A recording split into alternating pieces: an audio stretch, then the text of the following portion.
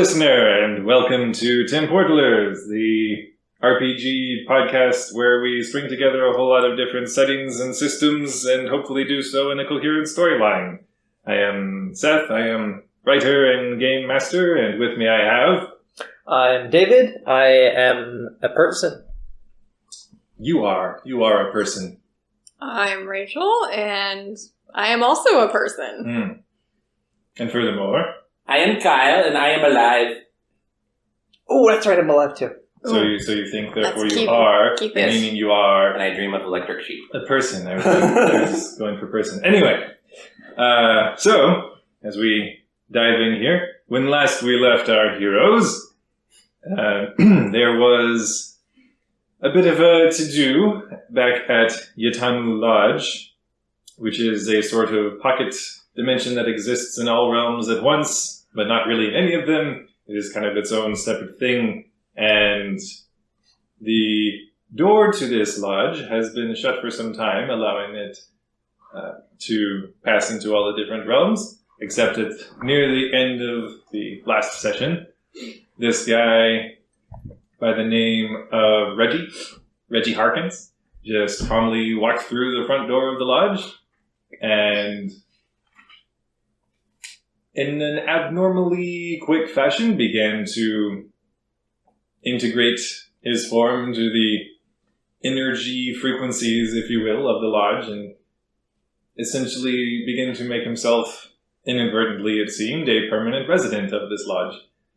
And this was troubling because it meant that the door through which he had just come, and which had opened to allow his passage, was swiftly closing.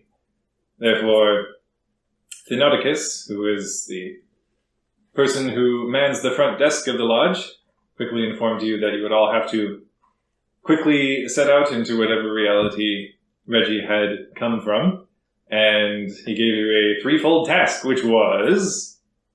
Find a piece of the world to bring back to repair the lodge. Find a way to travel to and from the lodge without the need of visitors. And what caused the quiet? ? Yes. Because this time that the lodge has been alone and unable to make contact with the other realms has been referred to as the quiet, and they have been cut off because the rule appears to be that the lodge needs to be visited by people from the various realms in order for the door to open. Also, the lodge has been falling apart, and it had previously integrated different pieces of the different realities into itself to remain some form of structural integrity, meaning that the piece of this world that you are to bring back should hopefully have some strong connection to this world that will enable it to better bolster the lodge's structural cohesion. Cellular? No, it doesn't have cells if it's not alive. Mm-hmm. Atomic cohesion? Yeah. Or is it alive? Structural integrity? Sure. So, as you all quickly piled back through this doorway through which Reggie had just come, leaving behind your Irish wolfhound Kalis, your younger sister... You shall not miss me. Well, family. Never know what you've got till it's gone. And also... all my siblings. All of your younger siblings. Yeah. Whose names are... new son Samuel McDonald, Izzy Vera McDonald, Mizzy Millie McDonald, and Lizzie Lulu McDonald. It's a whole lot of McDonald's. Yep. We had a farm. Yes. Sorry, couldn't help myself. I mean, obviously, if you wish to, in one of these different worlds you're visiting, want to make a farm for yourself, you are welcome to do so, if you find the time. So, you all piled through into whatever mystery world lay beyond the doorway of the lodge, coming out the other side. Found yourself in three very different and distinct locales.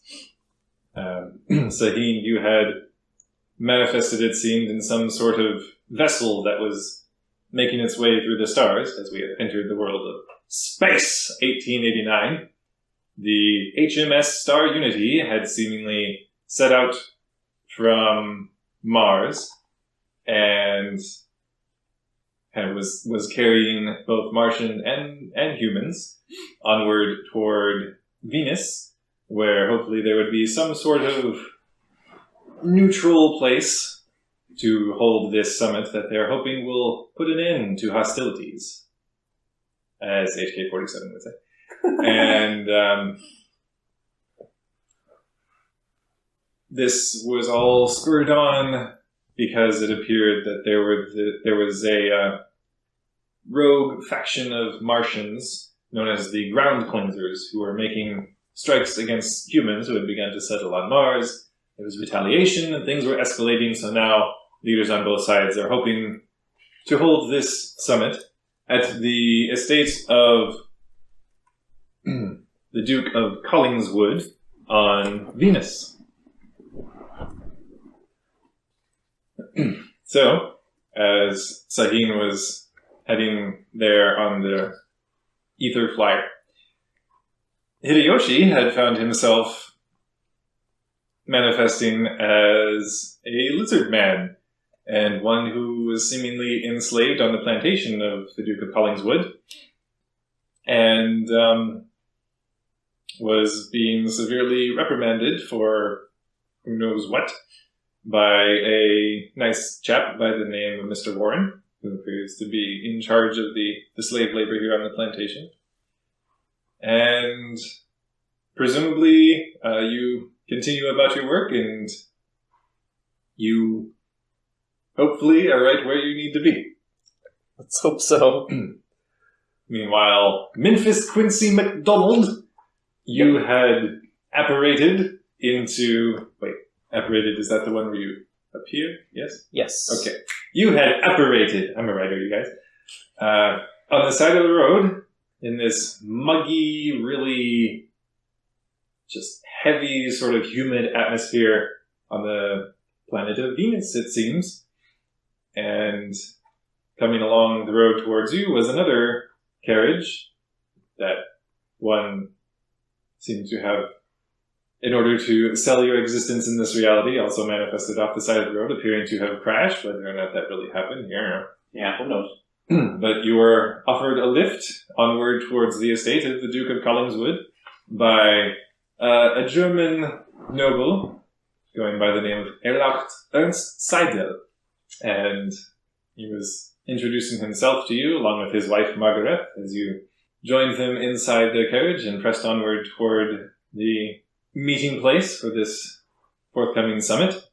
But as we begin, we get back to Sahin, as on the HMS Star Unity, you have just watched as this sizable, technically UFO, since we don't know what it is, has sailed past the starboard bank of windows on the main party deck, essentially, of this large ether flyer through space. And it has collided with the rear of the ship. Everything is being jostled, and passengers have tumbled off of higher balconies in this large area. Chandeliers are swaying precariously overhead, and everybody is screaming and bustling about. The officers and deck crew are attempting to calm everybody, shouting out, "Remain calm, please!" And it's doing absolutely no good. As it usually does. Yes. And as Sahin, you have managed to keep yourself and your new friend, Felica, from tumbling and getting any sort of jostling trauma from the recent impact. As you bolt to your feet, you realize what you initially thought when you first arrived here was just the unsteady sense of manifesting in another reality.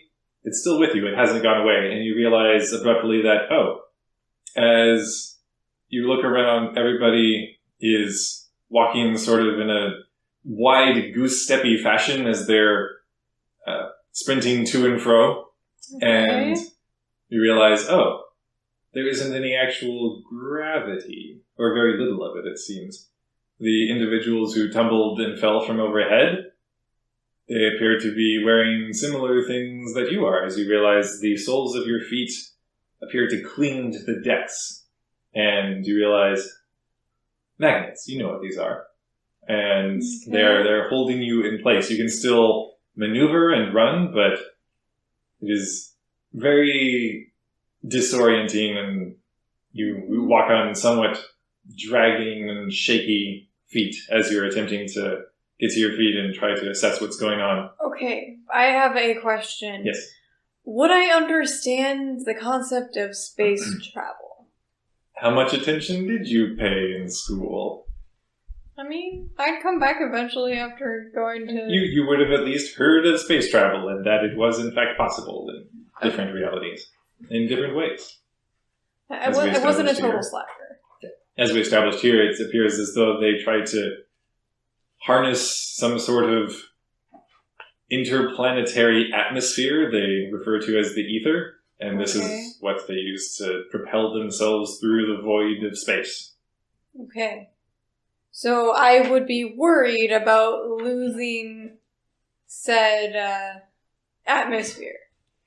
Yes, if you were to lose the air around you, it probably would have a negative effect on your longevity and the longevity of everybody around you. Okay. To do what to do. Because I'm guessing I can't just go... Well, I might be able to go running around while the chaos ensues and figure out what's going on.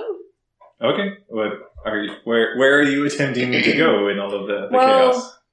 I am in a large open room within the Yes, ship. there are various seating arrangements set up about in different bar areas and places to grab hors d'oeuvres, etc. But largely it's this big open area for people to gather and schmooze. I would like to go and investigate in the direction of where the projectile seemed to have hit the ship. Okay, so that would be towards the the bow of the ship. Okay. The front. No, I actually got that. Hey! I didn't know that, so that's helpful. How very nice. Yes, for Kyle and listener, the bow of the ship is the front of it. The aft is going to be the rear, starboard is right, port is left. Gotcha. I'm glad I'm not on the ship. Kalika has bolted up to her feet beside you and is looking about frantically, is still clutching onto your shoulders to try to steady herself as she's looking at. What is happening? What is going on? What was that? And she points out past the windows. I'm just looking at her in confusion. I have no idea. Does anybody around us respond to her question? Everybody appears to be scrambling about for any sort of perceived safety in all of this. Okay. And you feel the ship beneath you begin to shift about in its trajectory. It appears to be listing rather heavily. Does this usually happen? She gives you this look of incredulity and mild annoyance. No, this... I don't think so. Okay. I will start making my way towards where I think the projectile hit. So Okay, that would be aft. That would be. Wait! I said I wanted to go. You said so. Initially, I heard you say that you wanted to go where it came from. no. That's not what I meant. If that's what I said, I'm sorry. Okay. So you want to go where it hits. Yes. The ship, where it had gone. Okay. Yes.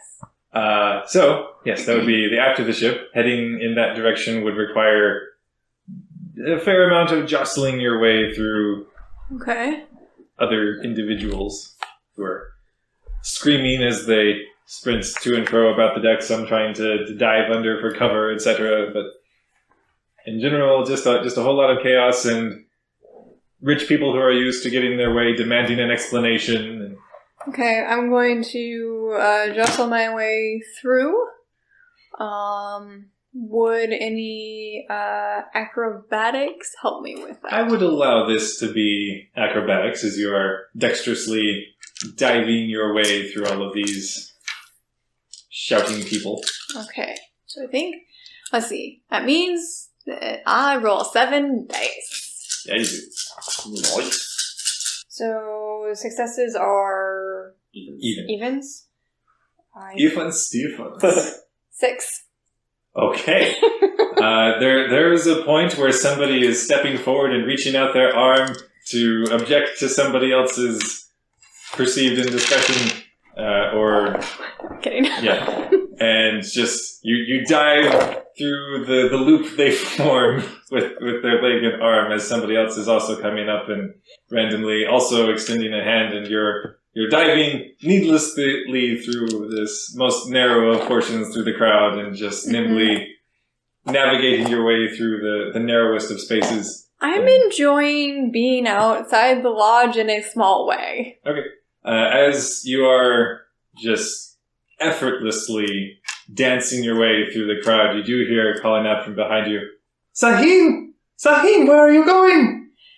I'm going to check what's going on! I yell Is at that him. your job? I don't know!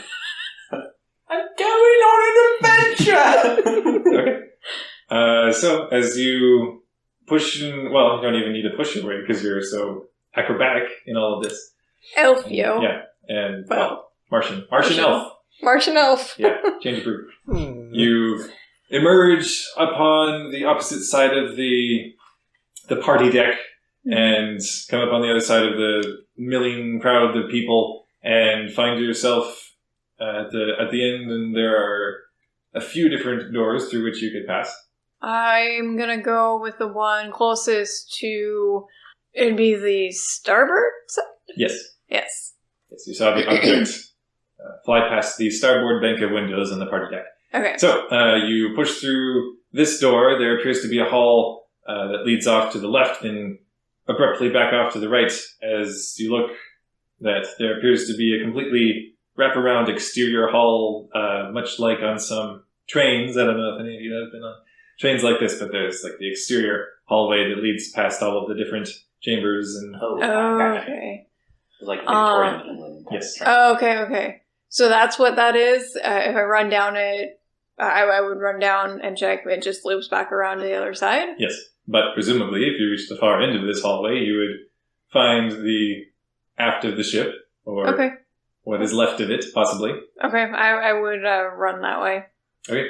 Yeah, it was. Even your acrobatics was going to be a more difficult check because of the lack of gravity and the awkward magnet boots you've got going on here. But you're just clunking right along. And Hey, Ratchet and Clank comes in handy, right? always. Always. And Magnet boots. Ratchet.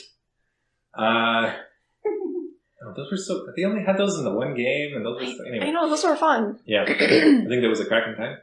Or actually, I thought I was in a couple of them, because I don't remember it all being in I one think it's game. like the grappling shot thing where it's always in the game, but you don't use it as often. Maybe that's it. I could have sworn it first showed up in a cracking time. Anyway. Okay. You are bolting on down this hallway, just clunkety, clunkety, clunkety, clunkety. Even somebody with as much elegance as you possess, there's no way around these magnet boots. I look weird. Just, it looks like you're running through waist-deep water, just that awkward, Okay. as you're trying to muscle your way forward. And as you are reaching the rear of this hallway, you do see, as you are getting towards the far end of it, as it is passing along, that there is a metal door with a glass window that has seemingly shot down from the ceiling and has imposed its way into your path. I look through the glass. Looking through the glass, you decide it might not be a good idea to pass through this doorway, as on the opposite side of it, you see there are any small object or even large object at this point that hasn't been anchored to the deck on the far end of this doorway is being just swept away and off into the void of space as the ship is now beginning to list even more so. And beyond that, you see the hull has just ripped open. There's this large rupture, and you see an irregular pattern, these twisted, morphed, looks to be rather heavily battered by some force. The irregular of large propeller blades. Oh. You are just able to see out and into the rear of the ship, where presumably these propellers are meant to push you through space, Uh-huh. and they're not supposed to be visible from the inside. Uh-huh. That's a problem. But, the door, is it like an airtight seal? Yes. Okay. That makes me feel better. I will go back out because there's nothing else I can do here. Roll perception. Perception. Little did you know, you're on Space Titanic.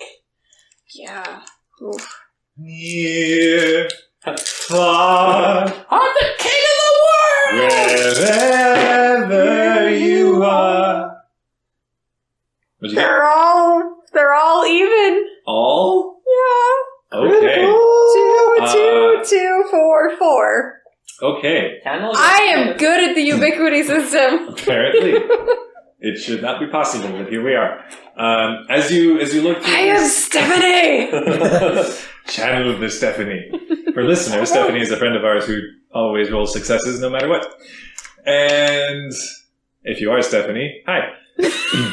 Oh, hi, Stephanie. Yeah. Hi, Stephanie. As you look through this glass window, you see these probably about the size of, you're not even sure how you know this, maybe a couple of carriages lashed together, are these sizable... I probably studied carriages in school, right? In school? Eh. In school, though? You drop out? Anyway, but these sizable containers that appear to be fashioned of some kind of heavy metal. With that many successes, you're able to somehow piece together in your mind, oh, that metal there looks to be lead. And these containers are chained down, just lashed over and over and over, criss and cross, with these multiple chains that are anchoring them down to the deck. Mm-hmm. And these, as the pressure begins to stabilize in and out, are shaking against the chains and pushing to be out into the vacuum of space. And you note small markings on pretty much every side of these that seem to denote that this is priority cargo. And Okay. as you're looking through, you do note that even after the chamber pressurizes with the exterior of space, that these containers are shifting and seem to be floating back and forth this way and that, as though they're not quite sure which direction to go. And it's weird that you would think of it like that, but it's like they're trying to float, and they don't know which way is up. Would I understand that that's a lack of gravity, essentially, or... That is going definitely to be part of it, and the only reason I'm giving you this much is because of how many successes you got. But if you have any sort of... What is the equivalent of knowledge local in this game? I don't think I have that. Probably intellect. I have stealth, Intelligence. acrobatics, firearms, melee, Okay. and larceny. Just roll Yeah. straight intelligence. Yeah, maybe? just go ahead and roll your intelligence. Oh boy. You roll twice the value. Huh? You roll double your attribute. Double your primary? Yes. Oh. For just a straight. Yeah, if you're Oh, making okay. a non-skill check, you roll double the attribute. For Oh. primary. What about secondary? You just No, roll that- what your secondary No, is? the whole point of secondary is that It's it's defined by one primary attribute plus another primary attribute. Okay, which means that's why you add 2? Or double your... double Yes. your primary Okay. because you're basically adding. It's basically giving you a shot to be able to make. Right. Okay. Because Alright. otherwise, most people's primary attributes are going to be 2 or 3. And since generally you want at least 2 successes, you would need to have a rank of 4 and a primary attribute to have a shot. Basically, Okay. may the odds be ever in your favor. Oh, look at that. 2 4s. Okay. Is that not a 6? No, that's a 5. That's 2 5s. Okay. So, that is technically a success. So as you're looking at these things, and it has something to do, you're sure, with you acclimatizing to this new body of yours. Uh-huh. And as you're looking at these, you piece it together. I know what's in there. This is what's called liftwood. Do you mean lift? Rachel, don't know what liftwood All right, is. World Lore Exposition. Oh boy! Liftwood is a form of wood that is found on Mars. It has anti-gravitational properties. People aren't entirely sure how this happens, if it somehow harnesses the power of moving through ether itself, but it does produce some form of lift. So meaning it's used to build, like, aircrafts and stuffs? More so involved with the planetary craft to... Yeah, that's what I was meaning. Yeah. Not starships, but, like... Airships. Yeah. Starships will need still with... Sure, you roll the success on your intelligence check, you realize that, oh yes, those ether propellers out there that have now been heavily damaged are meant to be what's propelling us through space. So we do have a problem. Mm-hmm. Okay. After that, I can't do anything about that. I do not have the technology. Or the equipment. Nothing. I am going to run back out to the main room. Okay. And take a pause there and assess what's going on out there. Okay. As you head back out onto the party deck, it appears to be even more chaotic, if that were possible, as everybody is frantically beginning to piece together, and you look out once more through the starboard bank of windows on the party deck, and you see that the ship has now listed to the point where it seems as though, oh, there's a planetary body beneath us, that we should probably be approaching bow first. It is now coming at us starboard first. You're drifting. Yeah. Not in the good way either. And it is getting larger and larger. Okay. I look around. Is there any people who seem to be, like, A, in charge, B, look like they might be part of, like, maybe Starship staff or crew?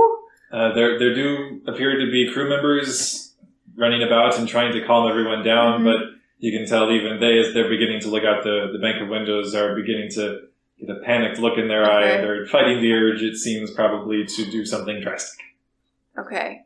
I find the nearest one and, like, yank them that way. You yank them forward by their lapels. Yeah. And What can you tell me?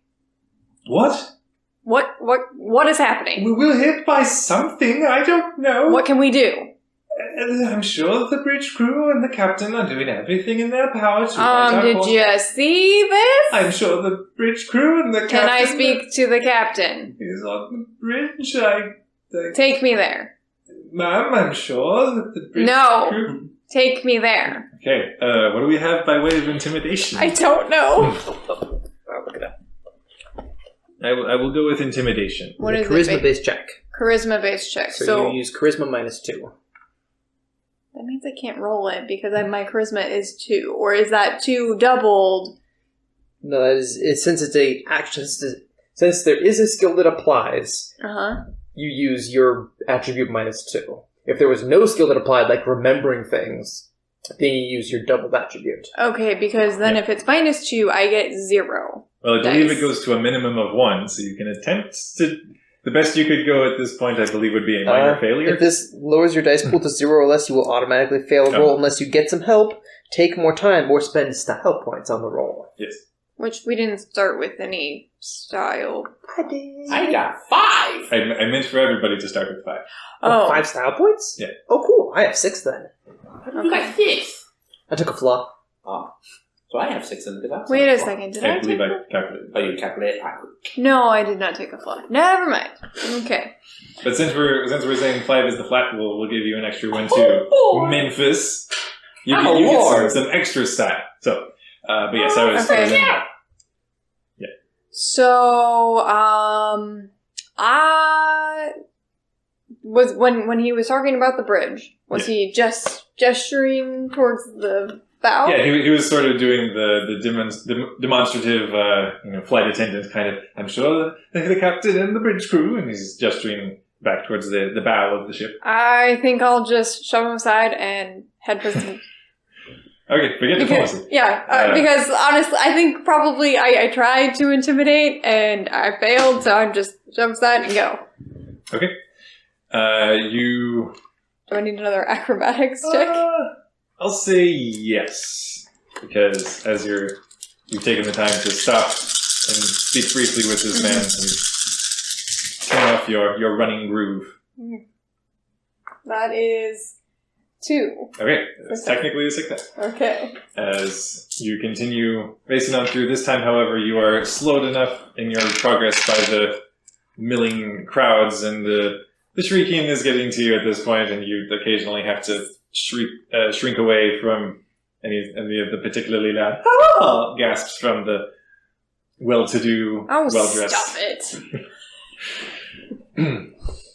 You do note that falling in beside you at this point is another individual, as she's trying to keep up with you. Rolls 4 successes. Felika is at your side at this point.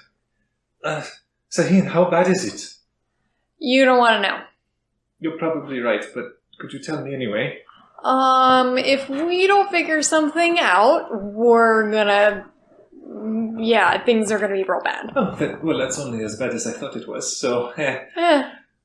And I just explained to her I am going to see if there's anything we can do to help, because otherwise I would be panicking a whole lot more. I need something to do to keep me from panicking. Okay. I say as I'm starting to panic a little bit, having actually said it out loud. I said the word, now I'm thinking it. So as you press onward, you reach what appears to be the aft end of the party deck. Mm-hmm. There are a pair of doors that lead off to the front of the ship that are not quite double doors, so it's slightly distance from each other.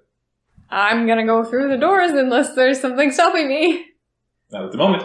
Okay. So you push through and head on what appears to be a large hallway that funnels forward and opens. There is not a door at the far end, it just seems to open up, and the hall you're in begins to serve as the bottom ramp for the next chamber you're entering. Mm-hmm. And as you pass through into the open area at the end of the hallway, it fans out on either side in a continued ramp that heads up on the left and the right, up to a platform that is set before a large steel-reinforced sort of latticework window that fans out over the whole front of this vessel. I stop and take a moment of, oh wow. Well, at this point, it's listed to the point where the front of the ship, where you are, is just sort of gazing out into the depths of space. And you catch the side of the planet off in the peripheral. But space. Yes. Like seeing it in... Oh, yeah. This is almost like 3D surround kind of thing. This is space in IMAX. Yeah, exactly. You enter and you see this the domed window up in front of you. So I have a side question. How big is this ship in comparison to our usual perceptions of the ever-changing lodge? Like, if I were on this ship, would I feel like, oh, this thing is really big, or would I feel like, oh, this is really small? That's actually a good question. Because we've never left that place. That was the entirety of our world. Yes, and the lodge is kind of hard to pin down size-wise. It's always as big as it needs to be. Yeah. So it never really feels... But just by merit of that alone, you do definitely feel confined, because the world is not shifting around you as you need it. And everything is like a wall is a wall. You can't convince it to make a door for you. Okay. And a huge dome-like window out in front of you is not going to shrink itself to accommodate your growing sense of panic and perhaps feeling of smallness in this huge void. Smallness, but also... is bigger than the lodge. I think space is probably bigger than the lodge. Space is big. Yeah. Space is probably big. You wouldn't believe how incredibly hugely big space is. Yeah, so that there's a moment walking up into this that it's just like, what is this feeling I have of all of this space? Okay. Is this a feeling? This is a feeling. And I had all these feelings. I would like for you to make a willpower. Well, what is it? I believe it's willpower. Yes. Okay, so that would be twice what I have there, because it's a primary attribute roll? Yes. Just try to steady yourself. 3. Okay. You manage to shake it off, and as you turn, you look up on either end of these ramps that ascend towards what appears to be another small deck area. Mm-hmm. And there are numerous seats scattered about and instrument panels set up and levers and pulleys and lots of gears. You see a lot of gears as we're doing this cyberpunk kind of, well, space steampunk. Space steampunk? Yeah. Space punk? I don't know. Victorian punk. Sure. And yes, there is a well uniformed and like crisp, what appears to be some kind of officer's uniform, and by the decoration on his outfit, you think, oh, I think he's the man in charge. He's the man sitting in the singular chair at the center of this deck, and he is spinning about in his chair, shouting out orders to the various individuals. Crank that lever! Pull that barge! Tote that rail! Doesn't notice us at all. Because is Belika still with me? She has attempted to come with you at this point, is a bit out of breath, and you see her as she's looking out and seeing everything begin to shift even further, and the planet towards the front of the ship is basically out of sight at this point. Getting to the point where you're kind of feeling, probably soon enough, you're going to be smashing into the planet tail first. Uh-huh. Yeah. I would keep walking and make a beeline towards the person in charge. Okay. All right. As you're just striding your way forward toward the acting like I'm meant to be there, just striding my way in there. Okay. An individual abruptly interposes himself between you and presumably the man who is the captain, and you recognize this individual. You saw him briefly before.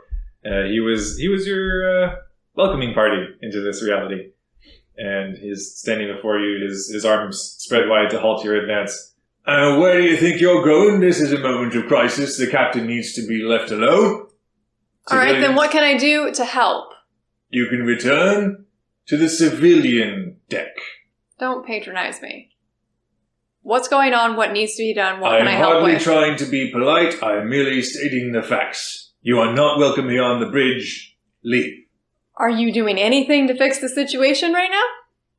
Me personally? He's glancing around to all of his fellow bridge crew who are frantically trying to right the ship in any sort of way they can manage. Has anybody gone and taken a look at the, what you call them, propellers? The ether propellers in the rear of the ship. Yes, we have. They don't seem to be working very well. We have assessed the damage via the mirrors positioned on our Has anybody bridge. actually gone and taken an actual look at them through the back end of the ship that's like wide open? I think we have assessed the damage reasonably enough, Phineas. If you would kindly The name is Saheen, and do not call me Fin Ears. Do you have intimidation? We've established you don't. We've established I don't, and it's a charisma. Yeah, if you intend on handling people like this, you might want to get some intimidation. I might need to, yeah. I find your lack of intimidation disturbing. Yep. I fail an intimidation check, so... He's not going for it, but he's glaring at you, and you actually see, at this point, his hand actually moves to rest at his sidearm, his pistol, and he is just staring you down. Ma'am, you will depart the bridge now, or I will shoot you. Politics be damned.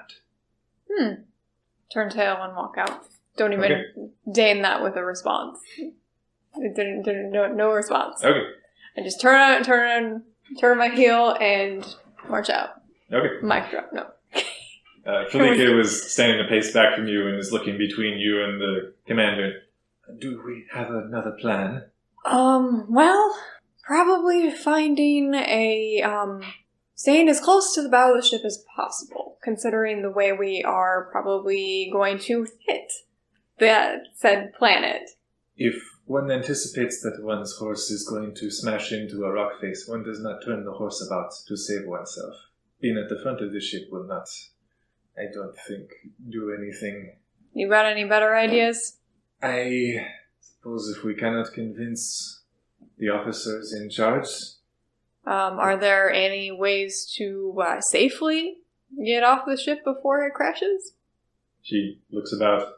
If the captain has ordered an evacuation, yes, but especially at this heightened point of crisis, I think probably the escape vessels will be heavily guarded. Yeah, well, it's looking at this point like that's the only way off the ship without dying.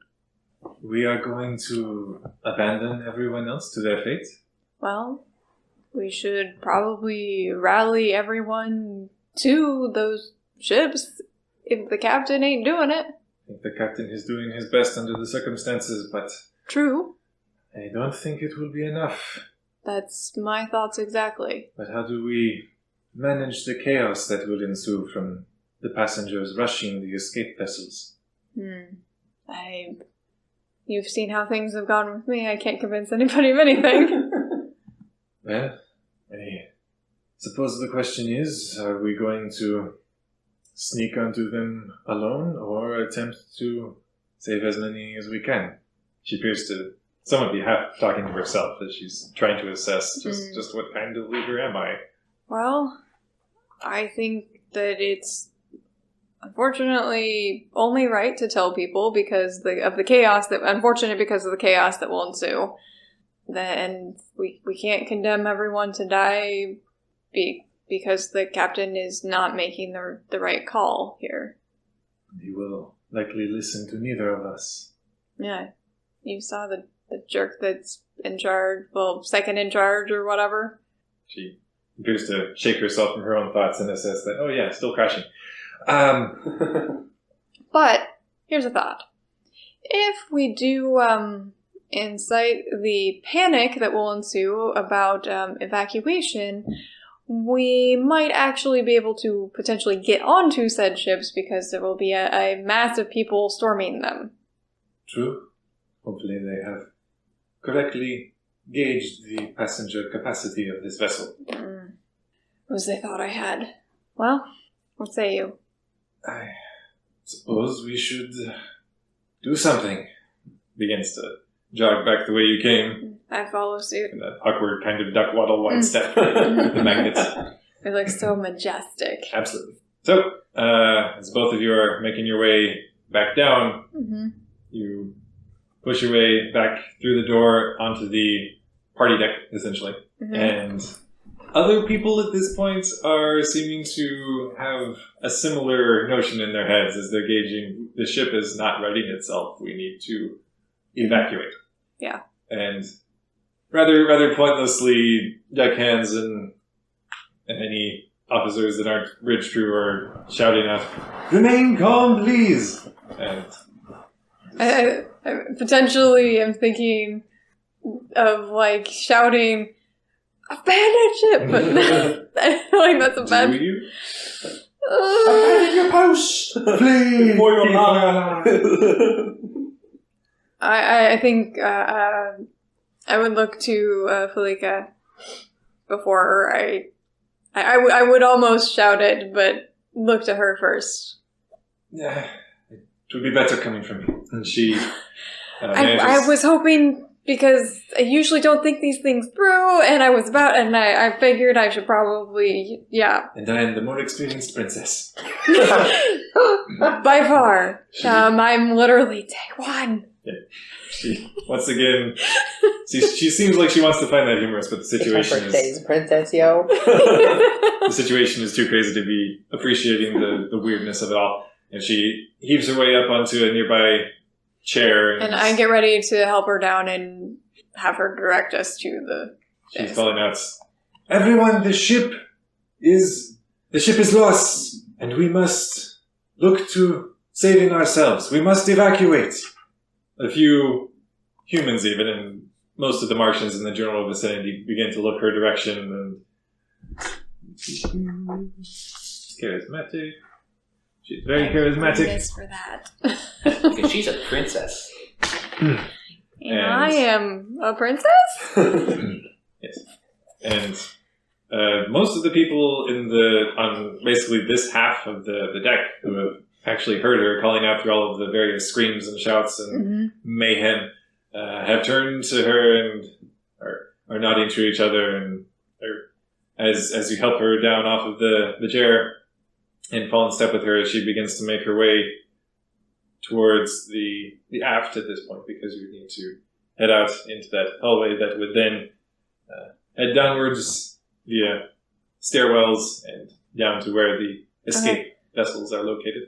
And do we have to roll acrobatics to get through the crowd at all? Well, at this point, people are moving in the same general direction. It's there's some minor jostling as everybody. But people are actually like a little less frantic. Yeah, now that they've some direction. They've had someone important looking stand up and tell them, "No, this is your next course of action," which sometimes people need in a moment of crisis. So they're all like, "Yes, this is." And what I might we're be doing the thing of like shoving people aside, like behind like the princess. Princess coming through. Yeah, essentially. 3 feet back. Your bodyguard. Maybe. Okay. As you begin to make your way towards the aft of the party deck, down out through the door, back into the hallway, the stairwells that lead down to the lower decks. Running down, you see that things are a lot less fancy down here, and as you begin to branch off, Felika actually looks behind and is calling back, "They're on fore and starboard," and she is taking you towards the starboard side of things. Mm-hmm. And as you head down, there appears to be a sunken bank of small, closed, what looks to be pods that are... Is it like, how many people to a pod does it look? Like, how big are the pods? In a pinch, you could probably fit 6 in a single pod. And there's tiered levels, essentially, of all these pods that scaffoldings and platforms that the stairs lead up to, and people can clamber inside and appear. I'm just following Felika at this point. Okay. She, looking behind and sees that other people are swelling up behind her, seems to mull over for a moment, but decides to do the smart thing in this instance of keep the line moving, folks. Merge properly. Merge like a zipper. And heads up onto one of the higher decks and heads to the escape pod at the far end. At this point, you are looking out and full facing starboard at the round glass window at the far end of the escape pod. As you climb in and look through, you see, the planet is definitely coming up, and at this point, it is even listing more to be the aft of the ship is going to head towards the planet at this point. And you are gauging that your approach is quickening as you've seemingly been caught up in the planet's gravity. Yeah, which was part of my, for my limited knowledge, was part of my concern with them not trying to start an evacuation sooner. Yep. So, and I would say, is it all of them go at once, or once one is filled, it... Probably best to stagger the release of these multiple objects that could very well collide and crash and destroy each other. Yeah. Okay. So once ours is full, I take a look at the controls. Are there controls on the inside of it somewhere? It appears the controls appear to be made up of some sort of lever that you take to be the release mechanism that will eject you from the larger ship in question. And beyond that, there appears to be some form of... It's not so much a propeller, it's... was that a Da Vinci flying machine with kind of a spiral... The screw on top? Yeah. Yes. I know what you're talking about. I don't know where it's from. Yes. Yeah. There's that sort of thing attached to the end that is going to be heading towards the planet. Helio something? Something like that. Anyway, but presumably that is to try to slow your velocity as while you're still in space, and an ether propeller is actually going to do some good, like even a small one like this, but it's for a smaller vessel.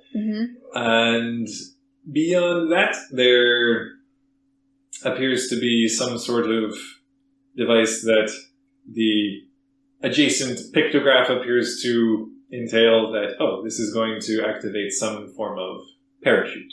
Okay. In case of water landing, make sure that... Not really, no. There are two exits over the wings. Your Zeppelin is equipped with... Right. Okay, so I look to Felica. Yes, a number of Martians have piled in after you at this point. And you've managed to squeeze 6 people in here. It's just very tight and uncomfortable. And I look to anybody else if anybody actually knows how, kind of looking for anybody to actually go and use the controls. Well, you might be the new princess, but we are both new to spacefaring. And she looks to the other people who have clambered in. One of them at this point is slamming the door shut behind you.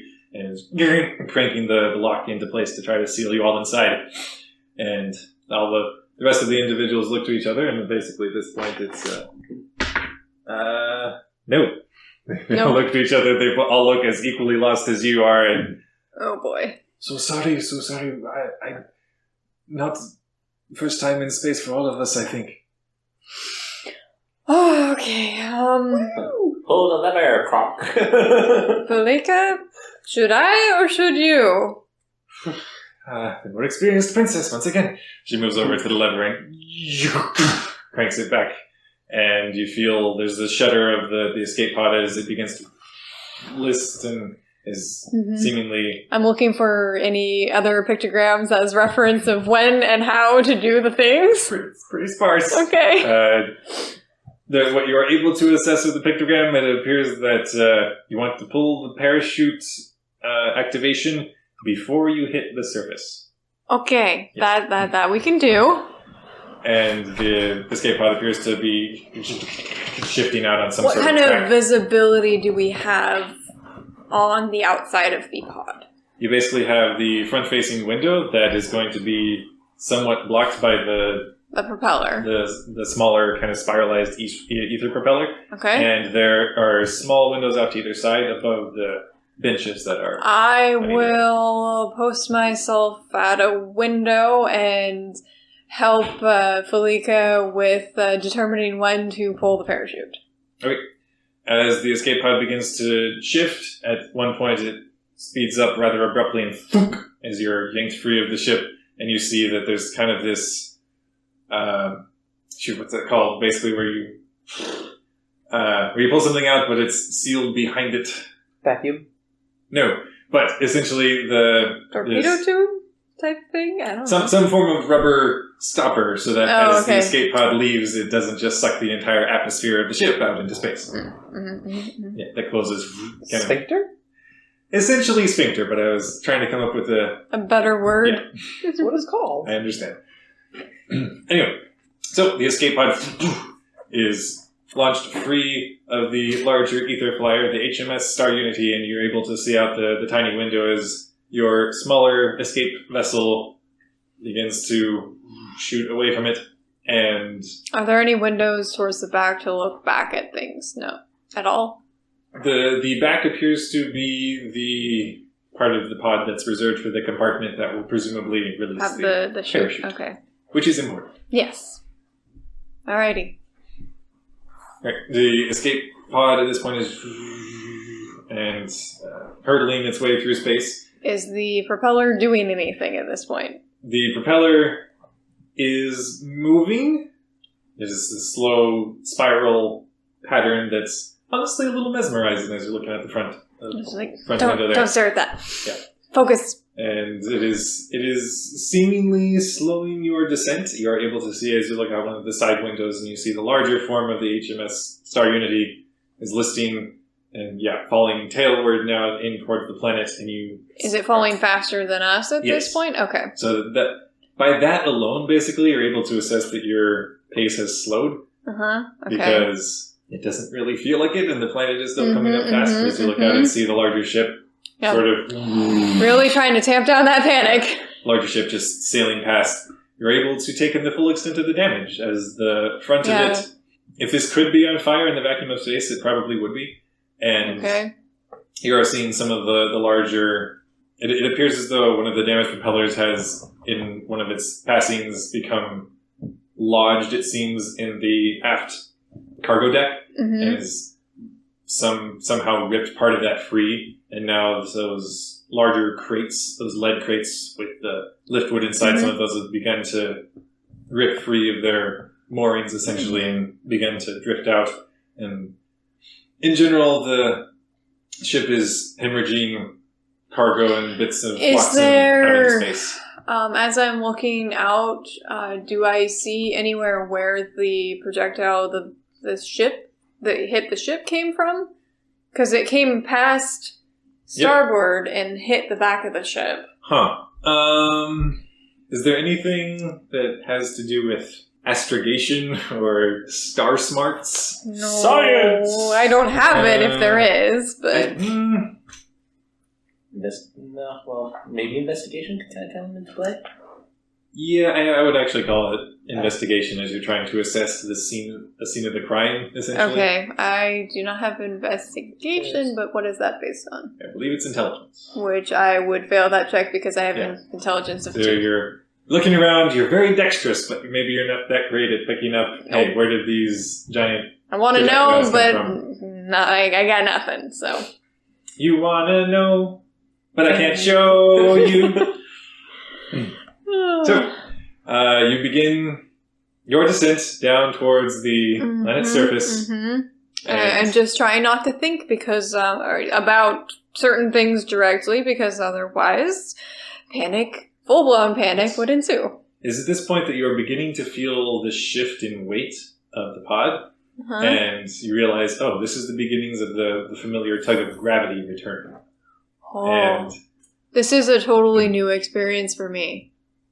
Whoa. Pretty much all of this is. Yeah, no, I mean, yes. I mean, I feel like parts of it I handle okay because I've been trained in certain ways, and I probably stuck around for, and definitely did do, like, some of the, fighting classes and that sort of thing. It was some of the more boring ones. I'm just like, I'm gonna skip that one.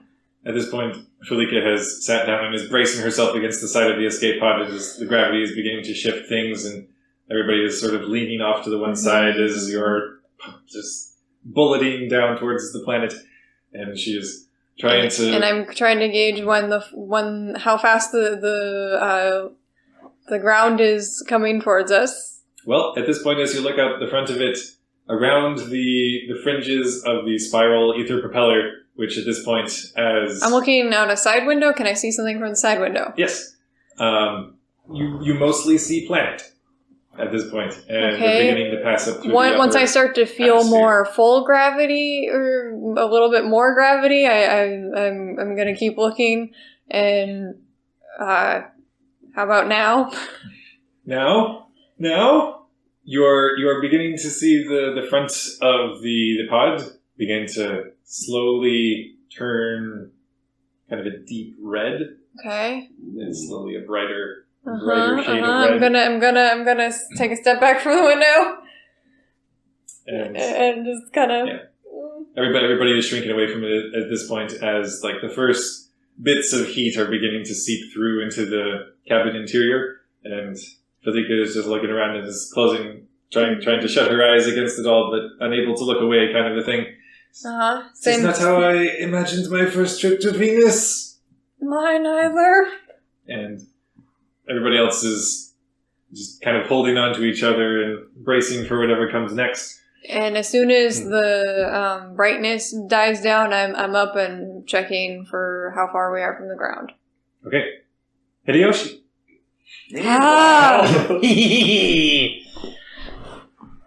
You hear something. It sounds like a distant, kind of low droning whistle. I'm gonna take a look around. Make a perception check. Turn around, Hideyoshi. My perception is 5. Grabbed 4 d20s and a d4. It'll work. And that's 1, 2, 3 successes, including a natural 20. Doesn't matter. 3 success. Good for you. There are no natural 20s here. I mean, there are. It just doesn't matter. You had no power here. 3 success. Okay. which I believe it's in the Star Trek Adventures where a natural 1 equals 2 successes. Oh, weird. Anyway, we'll get there maybe at some point.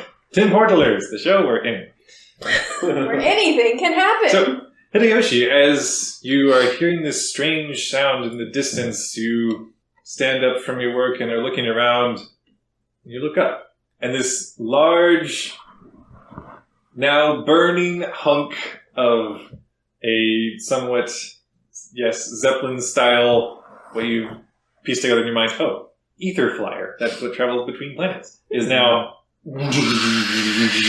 just crashing down through the atmosphere and tracing fire and smoke and bits of cargo off through the sky as it is charting its course down rather speedily towards the planet's surface. That does not look good. Does anybody else seem to notice this? Around you, your fellow workers are standing up and looking over towards it, and even the slave drivers who are nearby are beginning to stare, just slack in surprise up at this rather unusual sight that is descending, thankfully not directly down on top of you. At this distance, can I see the escape pods? I'll say yes, as smaller specks of something are breaking away from the larger vessel, and while some of them appear to just be floating crazily off into space as they have no course correction of their own or trajectory other than falling, some of them appear to try to be shifting and trying not to be caught up in the wake of the larger vessel. Okay. About how far will the big flaming mess impact? How far away from where we are now? How's your intelligence, and are you skilled in the art of geometry? So, a ways away then. Yes. Over there somewhere. Yes, somewhere there. If you had to guess, somewhere in that vast area of swampland off to the west. At least the water will put the fire out? So, as this is continuing to paint a fiery streak across your sky, we return to Sahib. As the atmosphere is beginning to, yes, admittedly slow your descent somewhat.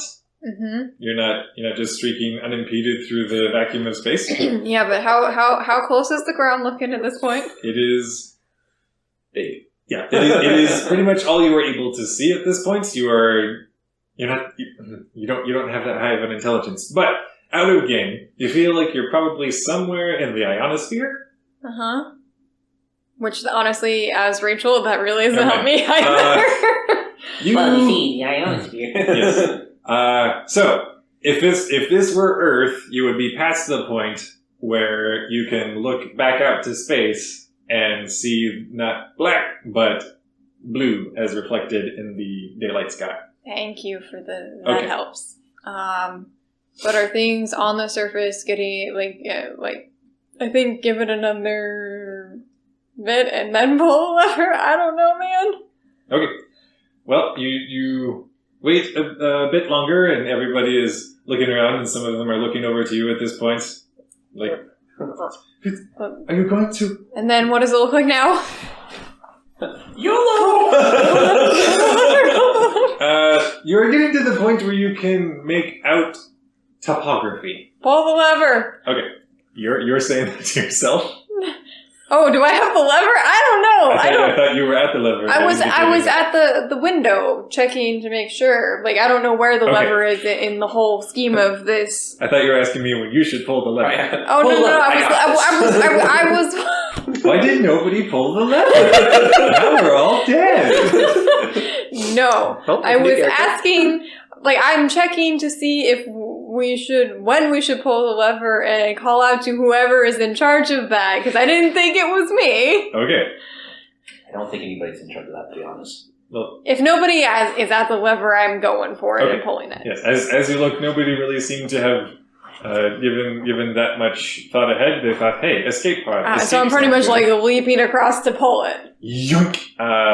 Make a straight. No, you don't have to make a straight. Oh my goodness. Oh, don't scare me like that. No, you're able to yank the lever down, and what you do need to make is what's the equivalent of coordination here? I have acrobatics. Yeah, Dexterity. I would allow acrobatics to Okay. basically try to creatively brace yourself so that you're not thrown about that cabin interior. You did a thing. I got 2 successes Okay. out of 7 dice. Well, you are rather heavily I am jostled not about, stepping. and you're getting nearly to the point. You are nearly thrown against the far end of the escape pod as you hear this rather loud unfurling outside as something comes out of the rear end of the escape pod, and your descent is abruptly slowed even more so, and you are falling at a more manageable speed through the atmosphere. Okay. And that's all I can do, so I'm just gonna sit there in very tense silence. And pretty much everybody around you, even Felica, was thrown into the far end of the escape pod as its descent was slowed, and a number of them are picking themselves up and rubbing at what will be fresh bruises on their heads and arms and torsos and bodies in general. And a couple of them are not moving. Voice from the future. Seat belts. Victorian England, except not really. Although, don't they all have like magnetic boots? So they're basically their feet would stay still, but they're. The magnetic boots are weak enough in their magnetic attraction that you can walk, so it's not really going to stop you from being slammed into the bulkhead. I should know that because I have a high science. Yeah, science. But I'm not there. You do science? Science, bro. Yeah, I do science. Do you science? I do not science. Don't. I stand things with pointy bits of metal. System. Okay. Come on, Dottie. Dottie. Oh, Yeah, sorry. take this down. But yes, you have had a rough go of it, and the Felica and the 2 others who are still conscious are trying the to other rouse 2? the others. Yeah, I would go and help check. The other 2 appear to have suffered rather severe head injuries as they were thrown against the bulkhead. That's too bad. No medicine? Go rifle through their pockets for loose change. No. Yeah. I'm not that terrible. The conscious individuals are desperately trying to staunch any bleeding, and I would help in any way I can with that, but I have definitely no medicine skills. okay, then it would be the most medically minded, and aiding would provide a dice.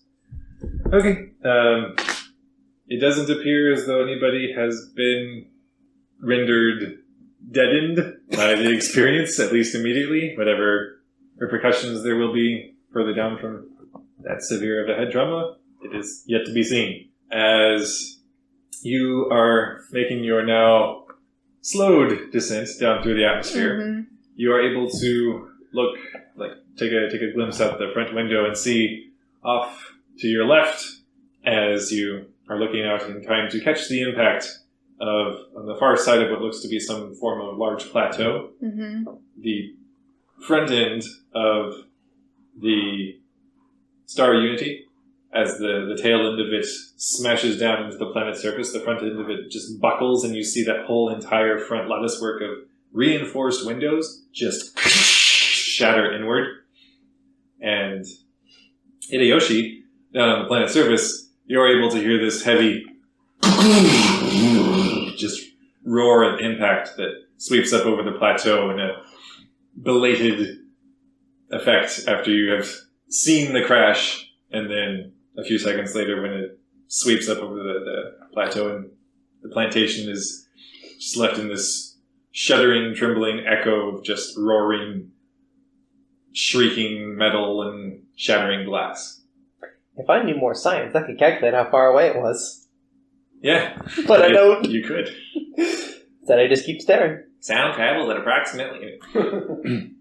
Memphis, Yes. you are taking your peaceful carriage ride down the country I'm road, completely unaware of things. and you're being chatted up by the rather pleasant individual, Ernst Saito, the good Erlach, and he is conversing about whatever happens to be on his mind. Cool. Oh, and then we were invited to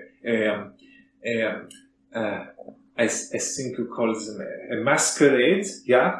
Oh, yes. Yeah, it was not entirely my scene, but I did appreciate the creativity that went into all the different masks and uniforms. No, you say costumes. Costumes, yes. Yeah. He's going on and on about his and his wife's life in the grand city of Venusstadt. And where is that exactly? the city of Venusstadt is a German-founded city on the planet of Venus. Oh, okay. Hence So he's the name from Venus here, City. Yes. basically. Venusstadt. Ah. He is a Venus local. Yeah. Okay. Yeah. Only recently brought my wife and I here. We are helping to establish the German presence here on Venus. This will soon be our eighth anniversary here. Yeah, Margaret. Yeah, Margaret. Yeah, Margaret. Yeah. I think 8th anniversary. Yeah. I see. Well, I congratulate you on your 8th year here. As you're able to hear, just somehow you feel this distant rumble off in the distance, and it feels like there's this deep shudder beneath you, and the carriage gives a prolonged shudder in response to whatever it was, and not even really stopping in his conversation, Ernst just carries on. Oh yeah, I did not think it was going to be a rainy day, but I heard the sounds of the thunder in the distance, yeah. Oh, does it rain here often? On Venus, yeah, it is when it is not warm and humid from the rain, it is raining to produce more warm and humid. Ha, ha. Oh, I ha, see. Ha. Do I know anything? Since I am a science bro. Do I know how this whole... you was the science bro? Yeah, I'm a science bro. With myself, apparently, because you guys are not science. What are you attempting to ask? Oh, no, just would I know how, thunder and lightning and rain on Venus and all that, or... I mean, you understand that there's lightning, which is the actual transfer of electrical charge, and there's the thunder, which is the resulting cacophony of sound waves. Okay. So, okay, cool. What more are you... Oh, no, I'm just making sure that I just didn't make a fool of myself with saying that it rains on Venus. Yeah, no. Okay, all right. Venus is a very wet place. Gotcha. It's muggy and... It's like Florida. Yeah. Muggy and marshy where it is not ocean, and where it is ocean, that is more water. Okay, cool. Just want to make sure I just didn't, open mouth, insert foot, and oh, yeah, I'm the new guy on the block. I'm a new prince. Right, yeah. Hello, world! So. Hello, bees. But no, you carry on in your pleasant carriage ride. Right, because I know no difference. I'm completely, oblivious to the peril of my fellows. Yeah. And it is maybe 20, 30 minutes before Ernst, and there's a slight turn in the shift in the path of the road. You feel the carriage shift slightly as it turns, and Ernst just takes a periphery glance out the window. Oh, I think we are coming up on the plantations of the Duke of Collingswood. Oh, good. You care to look with me? Oh, sure. Certainly, sir. And I'll go take a peek outside and see what I can see. Yes. As you've rather narrow window in the side of the carriage door, you're assessing, maybe this Ernst fellow doesn't have a great sense of personal boundaries, as he's basically looking up right beside you and giving a good look at everything. Growing up with triplets and my younger sibling, I'm probably a little bit okay, this is slightly normal, but sometimes slightly weird because it's a person I have no idea who this is. He's not a close talker, right? But when there's call for perhaps personal bubble, he's like, what? Personal bubble? Right. What is this? Anyway. But no. You're looking out, and you are seeing the surroundings that Hiyoshi has become familiar with in the past hour, well, less than an hour. Oh, wow. And looking out and seeing vast sprawling plantations that are in various states of planting and harvest, and multiple reptilian humanoid figures working in the various fields that appear to be doing a stand-up job in keeping everything spick and span, and it all looks spotless on this large plateau area that is up above the marshlands that you see stretching out far below in pretty much every direction. So we came through the marshlands in order to get to the plantation. Yes, there was a slow incline up towards the Gotcha. plateau now, where you find yourself. Okay. And it's less marshy now than where you first found yourself, where you're off to the side of the road, and your carriage crashed. Right. Oh my. Oops. Yes.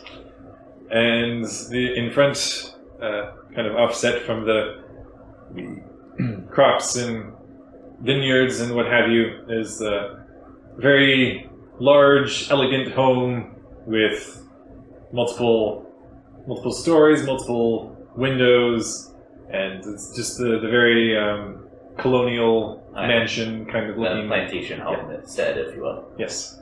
And you see as you're looking up ahead that perhaps 3 to 5 other carriages have pulled up in front of this home, and you're seeing, even as you approach, that from one of them, a snappily dressed, whatever these scaly individuals are, is helping fancily dressed humans down out of the carriage and is genuflecting and backing away as they shoo him off from getting their luggage. They want a human to get those. And they're being welcomed towards the front of this homestead by a somewhat rotund man and business casual plantation owner kind of regalia, as he's got his tailed coat and very, very kind of stately cream-colored finery and the hat to go along with.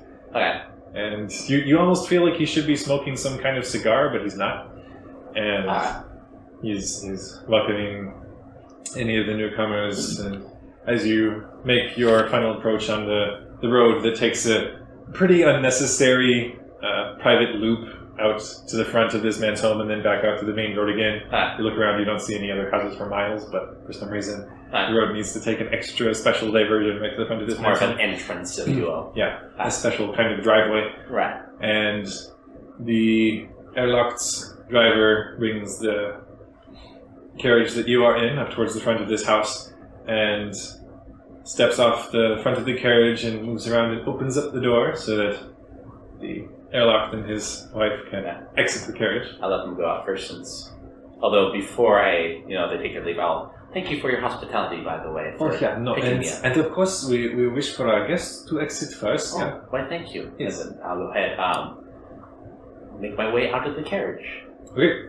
As you step out, the lizardman driver that was driving this cart is standing beside the steps that have been folded down so that you may exit gracefully. And as you step outside, you see that a number of the humans who have arrived, a couple of them aren't even humans. They appear to have some kind of reddish hue to their skin and strange, like fish-like fin ears. And they have entered the homestead and are greeted by the apparent host of this to-do establishment, but it seems not quite as warmly. I'll just kind of follow the group of people, kind of like, since I have no idea where I'm supposed to go, just kind of follow the natural flow. It seems that everyone's heading in. Okay. But I'll pause though and wait for my... Ernst behind you exits and takes his wife's arm in his and is looking about. Oh yeah, they have done a very good job of rebuilding the good Duke's home here on Venus, I think, yeah? Yes, it's quite a sight to behold. Is it? I hear this is supposed to be a replica of the home he had back on Earth. Really? Yeah. Would I know... So, I don't know if my quote-unquote body would know this, but... So, do I know anything about this? I'm guessing this is in reference to Sir Bailey, Duke of Collingswood. Yes. Right? Do I know anything about this individual, or...? He's an individual. Yes. He's alive. Yes. He's a person. Apparently there's a summit at his house. Okay, cool. Of some kind. I have no idea what for right there. I'm just somehow... I got it. Okay.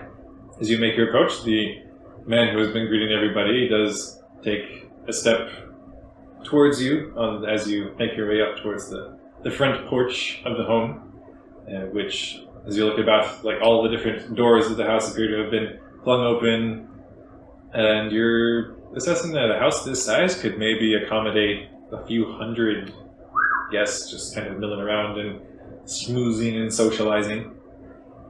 That begs up a question. Also, how many people are at the lodge?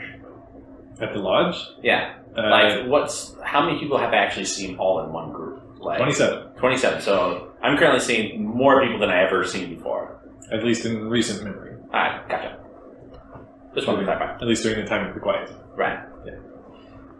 But as you make your approach, the man steps forward and gives a slight bow as both you and the airlock approach, and nods to each of you in turn and takes Margaret's hand and gently presses his lips upon it with his slight mustache and thin goatee of a beard. And she barely graces him with eye contact as she's still boredly looking off and fanning herself. You figure no sentient being could be as bored as she continually projects to be. Okay. With everything. Gotcha. But she's just too good for this world. Gives us a faint dip of her knees and just quietly, without even returning his greeting, just makes her way inside and leaving Ernst to give an apologetic. Oh, I am so sorry, my good Duke. Yes, I'm afraid Margaret is not incredibly sociable. Out of curiosity, on our whole trip together, did she talk at all, or was it only just Ernst talking? As far as you know, has not yet spoken. Okay. Cool. Just curious. I locked Ernst Seidel. He bows towards their host and turns to you. And also, I have picked up a passenger, as you say, along the way. Yes, my name is Lord Minfins Quincy MacDonald. It is a pleasure to meet you, sir. And both of you as well. I'm Sir Bailey, Duke of Collingswood. Greetings to you. Yes. Well, you are welcome to make yourselves comfortable. However, I fear recent events appear to have revealed that the rest of our guests will be slightly delayed. Oh, really? What has happened? He looks between the two of you, like this brief moment of, really? You didn't hear that? But gives a nod. Yes, the crashed vessel that fell from the sky, that appeared to be, ferrying the rest of the delegates who were meant to be taking part in these proceedings. I see. How unfortunate. I do hope that they are all right. Well, if the captain was doing his duty, that they should have been evacuated in time. At most, I think this will be a slight inconvenience. I see. Well, thank you for letting us know. Have to secure different means of passage back for the guests. I did make it clear to this was meant to be a very, very short sort of gathering here in my home. I see, and we don't want to overstay our stay. Yes, sir. But if we are able to move things along before sundown, hopefully everybody can be on their way before my staff needs to prepare any beds for... Well, it's a problem for later, I suppose. I do appear to have a few more guests to welcome, but please make yourselves at home on the ground floor. Understood. Thank you for your hospitality. And I'll go make my way towards the plantation home. He gives... The Duke gives a slight bow and heads off to welcome the handful of others who are arriving. Just to clarify, since I don't remember British or levels of seniority and levels of lordship and all that, where do I fall in this as a lord? Am I below? Am I a peon in this whole hierarchy thing? Or it's a bit of somewhat ambiguous title. It's as effective as you are convincingly able to pull it off. Gotcha. Okay. It's basically like I can just pull rank, and as long as I'm convincing, I can get away with it. But otherwise, it's just probably not with the queen, but right. Yes. And would I know what he meant by the queen? Is that talking like, oh, the British queen, or is it the queen of? I don't know that they're Martians, but there was a Finn folk. There was a sort of strange blend of what you took to be a British accent and some form of American accent in his voice. That maybe he was born in one place, raised in another. So who knows? And I'm guessing, obviously, Britain is still, or whatever is Britain in this game, is ruled by a monarchy. Yes. Is the U.S. also have like a king or queen, or is it presidents, or who knows exactly? We'll say, for the purposes of moving along, that sorry to focus so much on this. Queen Victoria. Cool. All right. Well, I'll make my way on the ground floor at the plantation home. Okay. As you enter, there's the grandiose stairwell that leads up to the higher levels, but you look around and there are already maybe a total of about a dozen individuals milling around and looking apprehensive as they're trying to gauge what happens and if the rest of the guests will even be coming. Mm-hmm. I do want to, though, even though I look completely different, as far as I know, I have two companions here with me, but I have no idea where they are or who they are. I'm going to just take a peek around, or just like absentmindedly kind of peruse my gathering just to see if maybe I catch a glimpse of someone. My character has no idea how this whole process works, so so just... What are you looking for? Me. And Yoshi and, my companions, Yeah, but what are you looking for that might tell you? Well, judging that I have a different appearance, I'll look not kind of more along the lines of see if I recognize any since I grew up with them, like personality or kind of stuff like that, where it's like not their appearance, but how they carry themselves personality wise. If that makes sense. Okay. I'm not doing a good job of explaining myself, so I do apologize, dear GM. You look around and everybody appears to be preoccupied with other matters besides possibly figuring out, what sort of strange world am I in? Right. Okay, so I'm alone. I'll just kind of stick to the only pillar of sanctuary at the moment, which is my new companions, Ernst and Margaret. Okay. And not like hover next to them, but kind of just like keep myself with them, kind of, if you will. Okay. If that makes sense. Just kind of converse still with Ernst. Yeah, he's happy for you to leech into whatever conversation he finds himself in, and he immediately starts going about to the different groups and sampling different foodstuffs on the platters and everything. I will sample the hors d'oeuvres because I have never eaten stuff like this before. The hors d'oeuvres? Yeah. Whatever they're called. The food stuff. Yes. The small little deviled eggs and that sort of thing, and weirds would look to be some sort of brined vegetables and things like that. Cool. Yeah. Treated small morsels of meat, that kind of thing. I'm kind of enjoying the experience for what it is at the moment, but internally, though, I'm freaking out because I left my family without saying, I'm going or anything like that, and I have no idea where I am, then I'm out of my element. So I'm clinging to my only hope of, I know you at the very least. It's like when you go to a party, you don't know anybody else besides your friend. So. And, Ernst is going about it. So you have all heard that apparently the ship carrying the other guests has crash landed, yeah? And pretty much everybody is looking to him like, yeah, we all knew this. We saw it happen or heard it happen.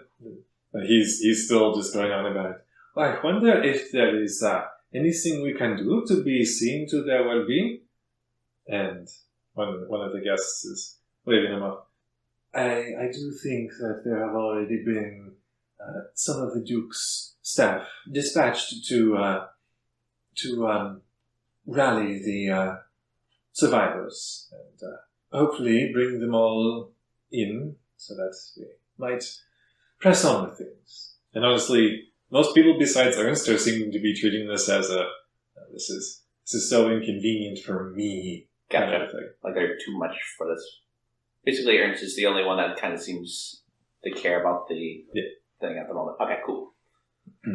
So, as you continue milling about and trying to make yourself sociable in a social environment that you're pretty unfamiliar with, Sahim, as you have made your ready for our final descent, and you see the ground hastily coming up to meet you as you make and, your... Everybody hold on! give people a brace for impact. Okay. So, I would like you... there's not really any acrobaticing out of this one, so... Is there is it dexterity? It's basically just body at this point to be... Body. Okay, so I'd be ×2 of that? Yes. Or, yes, okay. 2 successes. Okay. In the final brunt of it, you are able to just press yourself against the now bottom end of the escape pod as you slam into the murky swamplands down in the... Yeah, okay, where's the door? That is going at the back. Okay. So at Okay, the top now. Which you rather hastily probably want to get to as you're that's what beginning to just kind of sink So down. I immediately go for the door and try and open the hatch. Okay.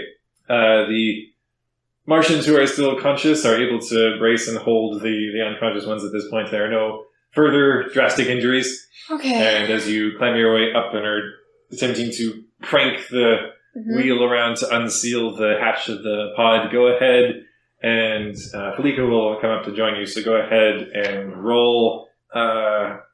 Is there an athletics one in this system? Yes. Okay. I don't have athletics.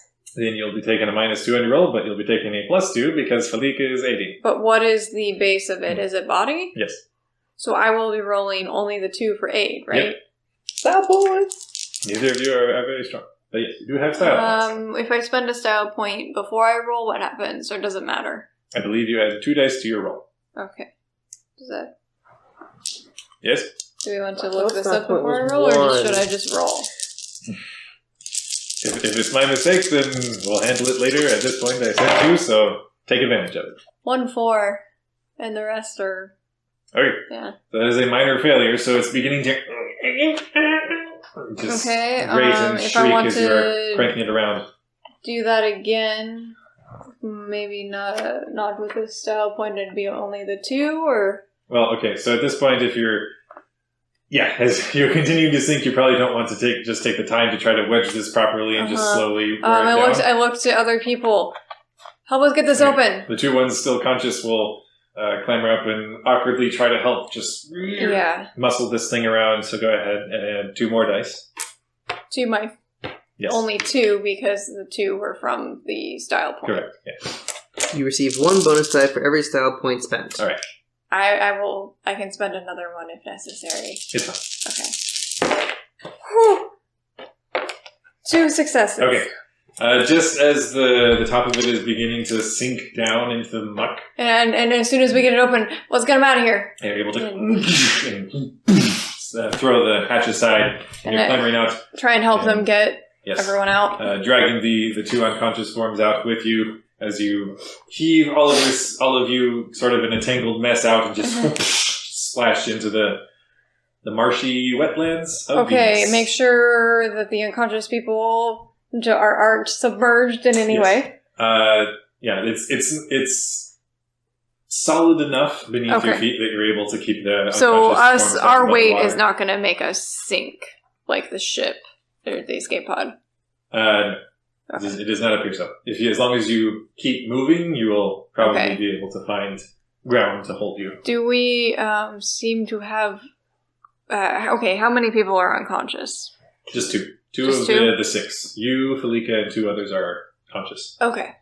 So, do we have people that are stronger than Felica and I? Or are we going to need... One of the conscious individuals is a somewhat muscular Martian man, but the other is rather small woman, much like both you and Felica. So And the two man at this point unconscious? is... The two unconscious people are... Thankfully, both of the unconscious ones, though they're both men, were smaller than the one who is still conscious, so they're slightly easier to haul through. Okay, so I think we can tag team one of them, and if the other guy can get one of them. Yeah, he has one sort of slung up over one shoulder, but the other one he has resorted to dragging along with the help of the other Martian woman. Okay. As you're trying to pull them free. And do I see anything as far as a direction to go? Obviously, we should be moving regardless, but as we're moving, I'm looking for somewhere. Yeah, go ahead and roll your perception. 3 success. Okay. You are seeing the last half dozen or so small forms of the different pods coming down through the atmosphere. Their parachutes blossomed out over the top of them as they make their final... And each slowly collide down and make impact with the planet's surface. Some of them appear to have better luck in finding solid ground than others. And this is kind of in a space of maybe a few kilometers, as you're all slightly spaced out from when you ejected from the Star Unity. As far as the Star Unity itself, you do see a trail of red-tinged smoke rising up in the distance. That looks suspiciously like probably where the Star Unity went down. So, do I see, like, any buildings or anything to head towards? Do I see any sign of anywhere to actually head towards? In your immediate vicinity, you see basically sprawling wetlands, marshlands, and tangled vines coming down from trees that are about... It's not like a thick tree cover canopy kind of thing, but there's quite a few trees scattered about the marshlands. Not a whole lot of underbrush, but... So I don't really see anything that helps with the direction aside from the plume of smoke. Kind of trying to figure out where the trajectory of things would have gone. Okay. So the smoke trail, presumably from the wreck of the Star Unity, is rising from sort of off to the west by northwest. And off to the east, you are able to see where the ground rises into a sort of large plateau that extends off into the distance. View from a higher vantage point might be beneficial. Okay. I point towards the plateau and suggest we head that direction. Kalika looks off in the direction you're pointing and gives a nod. Well, I suppose it's as good a plan as any. There wasn't really a rallying point established for any survivors, so the escape pods who've touched down, anyone inside will be left as directionless as we are. And I think we'll reach similar conclusions. So, yes, it is probably best. She looks to the two unconscious Martians that are with you, though. That will be somewhat difficult to drag them uphill. But it must be done. She nods, looks over, or the parachute of the escape pod is sort of fluttered down to float along the marshy surface area. Perhaps we could fashion some sort of device to drag the wounded along. It's not a bad idea. Let's look for some supplies. Yes, and yes, anything that would have landed near us would be useful to look through, I think. However, for cutting up this fabric, I do not have a blade of any kind with me. I pull out my dagger. Looks to the knife and to you. Must be a new princess thing. You're a different kind of princess. Now I got that stuck in my head. Thank you. You're welcome. Way back in days of old. So I get to work trying to cut out some pieces of the parachute, if I can grab that. Okay. go ahead and roll survival. Ooh. If I don't have survival... I would call it Dex, I think. Well, survival is actually based off of intelligence, unless, Well, that means I can't roll it then. But in lieu of survival, I would actually rule in dexterity because it's using your knife. Okay, but if cut I have something a out. 4 in dexterity, that means I'm only rolling 2 because Yes. I do... Okay. That is a 2 and a 6. Okay, you manage to even bog down in the marky land beneath your feet, are able to haul up some of it onto a relatively dry patch of ground and carve up a small segment of parachute that can serve as a... What is it called? When... Litter? Yeah, the kind where you... Drag it Drag- behind. Oh, the draggy ones. I thought there was a... Yeah. There is, I think. A makeshift drag-along stretcher. There you go. There Yeah. we go. We got there. We did a thing. We did something. Anyway, you managed to craft it, and with the ropes that were attached to the parachute, they were able to be slung over shoulders and able to carry along whatever is in the drag-along stretcher. And 'Cause that's what we got. make sure to, even though we only have the one big strong dude, we all try and take our fair share of a turn to pull the unconscious people. Okay. So, you begin to make your way... Or at least that's what I would suggest we do. You do get bonuses for teamwork. Yes. I think that's what he was Yeah. saying, so. So that works for things like opening the hatch when multiple people were attempting to do that, but since it was just her with the knife, Right. Yeah. no assistance there. However, I could have had assistance with building it, aside from, I cut the pieces and then other people can help me build. yeah, well, that would have been part of the survival check. Oh, okay. Basically, you were able to cut out things that were usable as is. Okay. And, yeah, as you're all dragging along the unconscious Martians who are with you, do you just head straight for that plateau, or are you looking for any... Probably looking around, but trying to keep a pretty straight trajectory towards the plateau. Would be, I think that would be my suggestion to the group, if anybody had any points of contention, good points of contention with that, I'm willing to discuss. Philika does look around. But I have heard that there are creatures who inhabit the swamplands of Venus. So, Okay, let's get out of here then. the more quickly we are able to depart, I think. And maybe we get up to the plateau and try and signal the other survivors to congregate. Okay. That would be my thought to Felika. Yeah, just pull out that signal flare.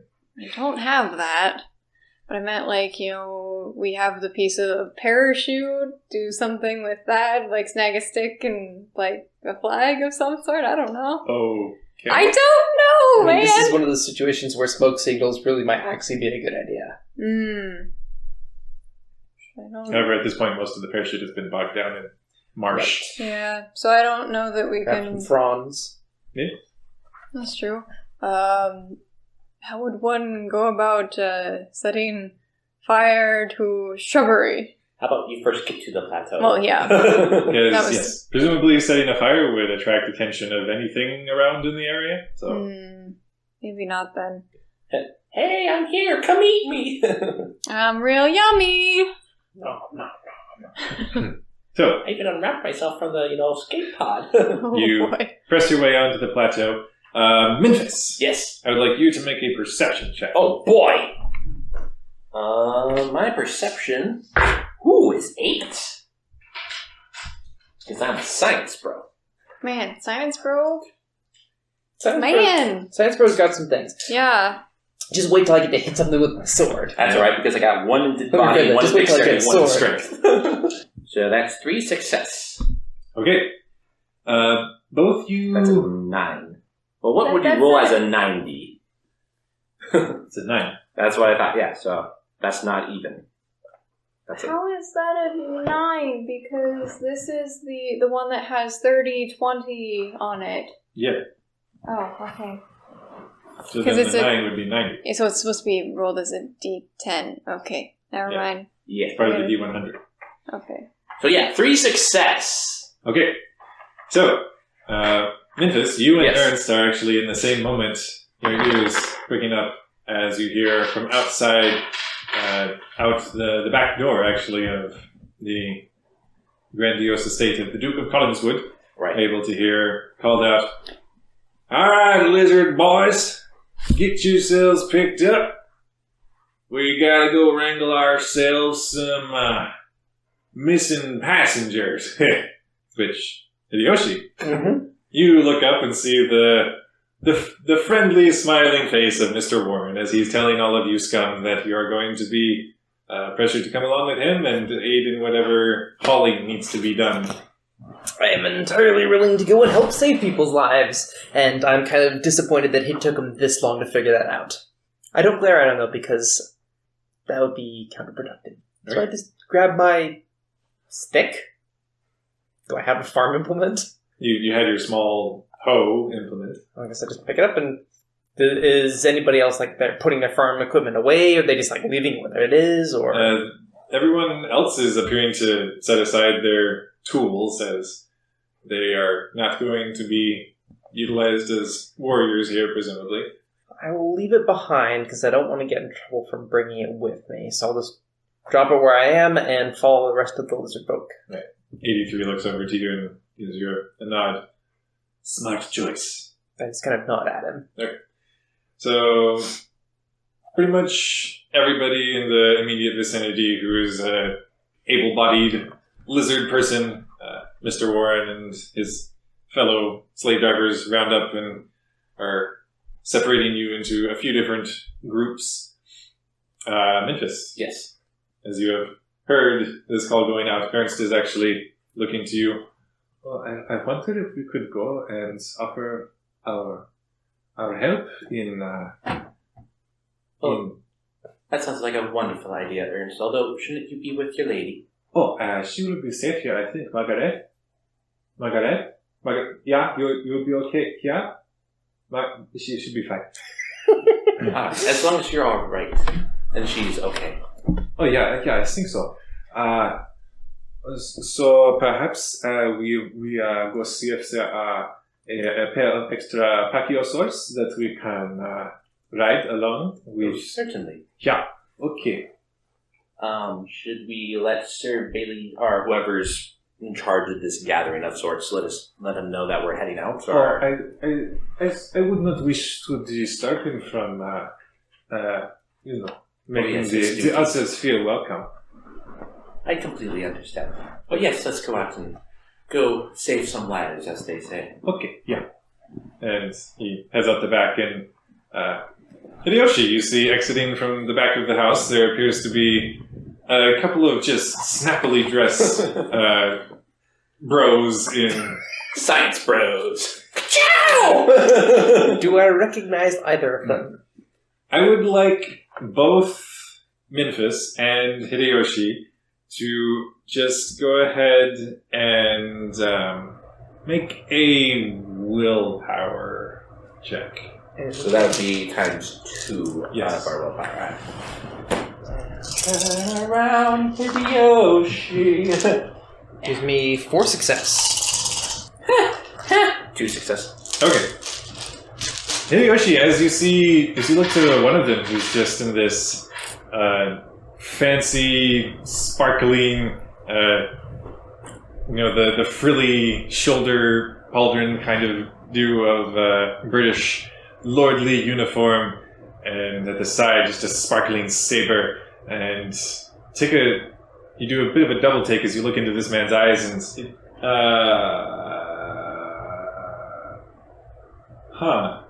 you have this strange recollection of encountering this person in another life. It's one of those weird moments of, I feel like I know you, and that's weird because I know I've never been here before. It's like that weird feeling deja vu where it's like, I feel like I've done this, or I know this, or somehow it just feels familiar, but I don't know why. Yeah. Memphis, there's the moment for you as you're looking over these gathered lizardmen who are congregating to be basically trotting along the riding Mr. Warren and his fellow plantation hands as they're going to be divvying up and heading off in the separate directions to bring in the different stragglers of the survivors from the crashed ship. And yeah, you just kind of are looking over these little men, and one of them, you just immediately have this thought of, I feel like that one should have a top knot. He doesn't, but just for some reason I really feel like that would pull his look together. So I don't actually make the connection that might be Hideyoshi. I just feel like, he needs something, and then just kind of keep on moving along kind of thing. Okay. So I don't recognize his facial features, but I feel like I've met him. Yes. Okay. But I do clearly remember Memphis from the lodge. Yeah. Okay, he just doesn't look like him at all. No. Okay. Okay, cool. I continue to watch him very closely as he wanders off. I'll make my way, or I'll follow Ernst as we probably make our way toward Mr. Warren. Yes, Ernst at this point is waving down Mr. Warren, seemingly the man in charge, who is making his way past. And excuse me, sir. I think both my friend and I have experience in the military, and we could be useful in whatever endeavors you may be engaged in to for the rescue of the poor souls that have went down on the ship. Oh, yeah, thank you. Thank you. You're welcome. No, thank you. And Mr. Warren pulls up his Pachyosaur beast, which is basically a horse-like version of dinosaur. And, rawr. yeah, he's looking between the two of you. Well, seeing as you're both guests of the good Duke, I think you'd best be heading back along to the party. Out of curiosity, does Ernst do it? Are there any objections to this, or? It looks like he's about to object. But... Oh, okay. Well, it is my understanding, I haven't been introduced to this guy yet. My good sir, that Sir Bailey wishes these proceedings to happen before sundown, so any assistance probably can most likely help you in your endeavor. Go ahead and roll diplomacy. Oh, yeah, I have diplomacy. We'll see how well I do, though. And we roll our rating in the skill, right? Yes. Oddly enough, I only got one. Okay. He gives you a look of... You're saying things that make sense, but he's trying to weigh what's worse, not fulfilling his master's wishes precisely and quickly enough, or his master finding out that he's employing the services of his guests. Gotcha. He eventually shakes his head. Sorry, sir. But I must insist that you remain here behind in safety. There's vicious predators what prowl these swamplands. I think it's best that you not run afoul of these critters. I understand. I wish you good luck on your endeavors. Thank you, sir. I look forward to your return. And then I'll, snap to attention, give a short bow, and unless Ernst, is objecting, I'll usher him back towards the plantation home. Ernst at this point is nodding and giving a bit of a nod towards Mr. Warren, and just respectfully takes a step aside as Warren is rallying the rest of the lizardmen and breaking off into 4 different groups to head off in the different directions from the plateau at this point. Yes. When Memphis walks back, does he walk, close to me at all? Have you tried to maneuver yourself in such a way that he would? I'm trying to get close to him. Okay. We'll say yes. Mr. Warren was distracted enough that you were able to circle around and... As he passes back to me, I'm going to do a stage whisper Yatamu. I'm guessing I hear this? Yeah. I would probably kind of do that whole thing where it's just kind of like I run into a wall type of thing where it's just I kind of stop. Ernst Wild looks over to you, Hideyoshi. Oh, I'm sorry, lizards man, did you have a frog? I'll turn around My apologies, good sir, I say a Venusian. Oh, and he actually switches over to Venusian. My own Venusian is a little rusty, I think. Yeah? You are doing well, Master. Oh, thank you. Thank you. Is this the same lizard man that I felt the whole weird top knot type of thing? As you're looking at him and... Kind of like the whole thing where it's like, did I just hear something on the wind? Or? Yeah, just shifting back and forth slightly. As you're taking a closer look at this lizard man, you're getting some feeling of familiarity here.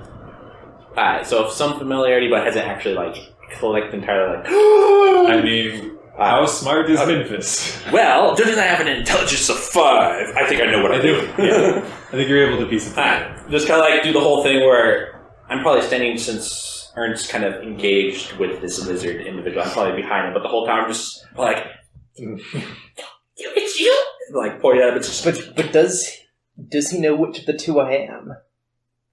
I mean... I thought you were by yourself, or were you... I am by myself, but you don't know which of the two of us it is. True, yeah. I mean, unless you want to, like, look beneath my loincloth to find out if I'm female. I mean... Can I make a science check? Do I know about lizard anatomy? Like, oh yes, this is totally a guy lizard. It looks to be a male. I'll probably just mouth, like, Yoshi? Kind of like, kind of point at you. Kind of like turning my head so that Ernst can't see whichever side of my face he's on. I'm going to wink my inner eyelids at him.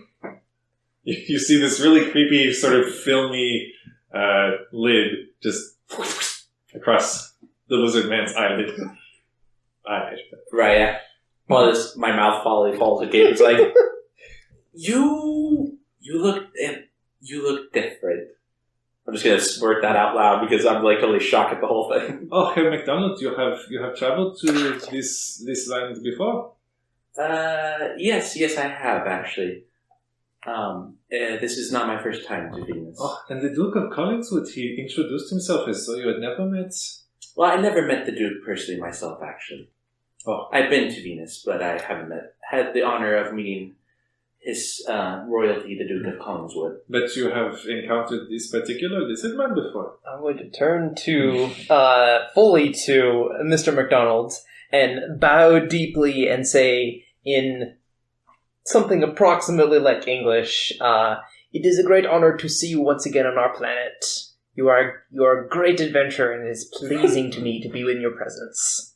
Thank you, good sir. I'm not going to say his name, though, because I don't know if that's how. Okay. Yeah. Well, Hideyoshi, you take another point of non-lethal damage. As behind you, there's the whoosh of another slash of Mr. Warren's whip as you shrink away from the blow and spin to look over your shoulder, and you see he's still astride his Pachyosaur, and he's slashed out with his whip and once again coiled it back up into his grasp and is looking to all of you. Now, Lizard Boy, are you disturbing the good Duke's guests? I'm so sorry about this, sirs. He wasn't disturbing us, no worries. Well, he still ought to know his place, if you don't mind me saying so. Now, I kind of grovel and go back into the rest of the lizard people. Good boy, Lizard Boy. I'll, add his name to the list. I'm going to give a short bow to this individual who I still don't know, but I know as Mr. Warren. But at this point, he would. Right. Warren, sir. Oh, nice to meet you, sir. I wish. No, it's not. Well, I'm playing my character. Polite society. I come from a very long line of aristocrats and gentlemanly types. I come from a land down under.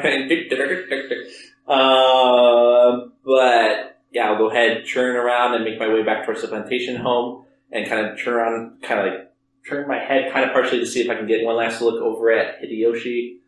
And I don't know if he's looking at me, but if he is or anything, it's just like, help me, help me! And then head back on it because I have no idea what I'm doing. At least you have purpose. Yeah, Ernst, as he's walking beside you, is looking back. They hardly treat their help here as as I think is a good motivator.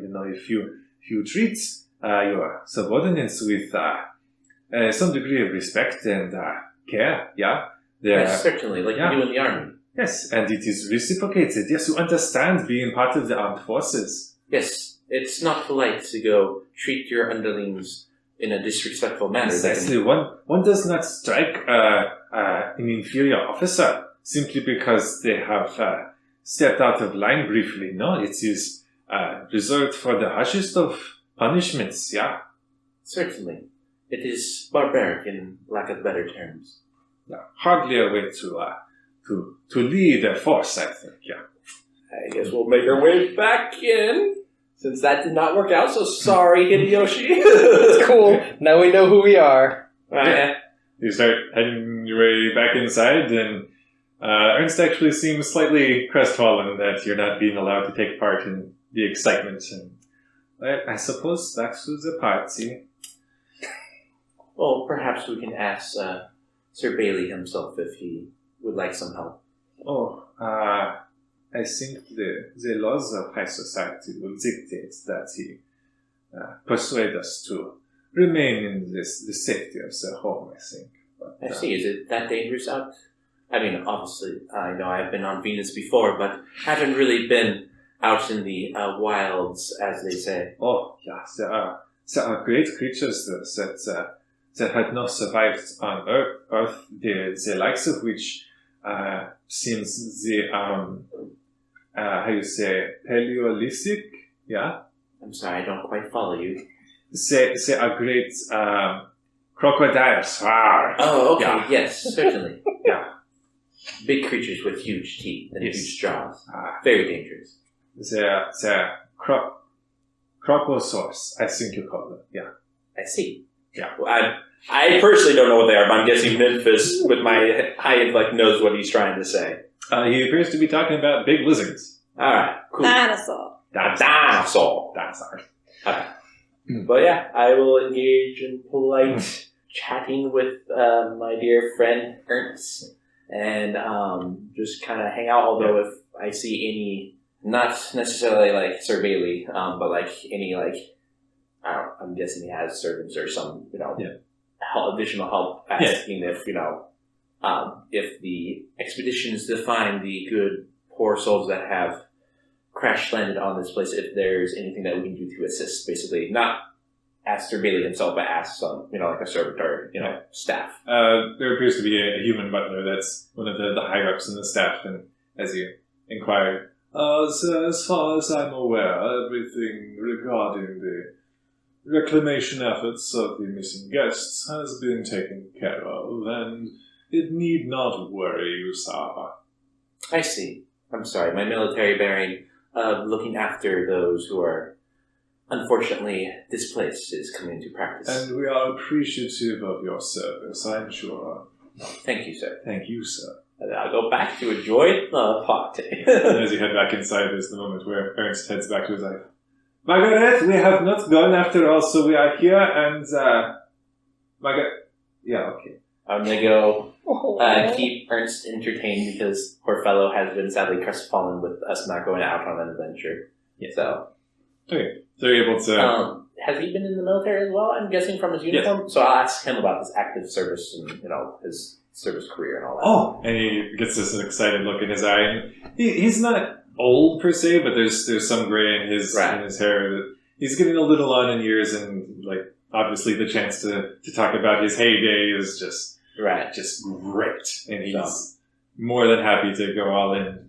Oh, so a few campaigns back on Earth, and in the early days here of the settling of Venus, I was involved in this, and he begins to list the different campaigns he was involved in here, and the great battles against the pockets of resistance, dinosaurs, hostile Venusians, as well as any sort of creatures here that were dangers. And as he's describing all of this, you're getting the sense, oh yeah, these giant lizards that roam Venus are no joke. And smash that to a dinosaur attack. Well, not quite exactly. But yeah, so I'll keep Ernst entertained. What if there were two dinosaurs attacking? Okay, so Hideyoshi, as you and some of your fellow lizard men have been caught up in the group, you are lucky enough to be part of the group. that Mr. Warren is taking. Oh, boy! How many humans are with us? It is Mr. Warren and one other human who is astride a pachyosaur, also with a whip. To Okay. keep you in line. And how many lizard folk? There are 6 of you in this group. Okay. Carry on.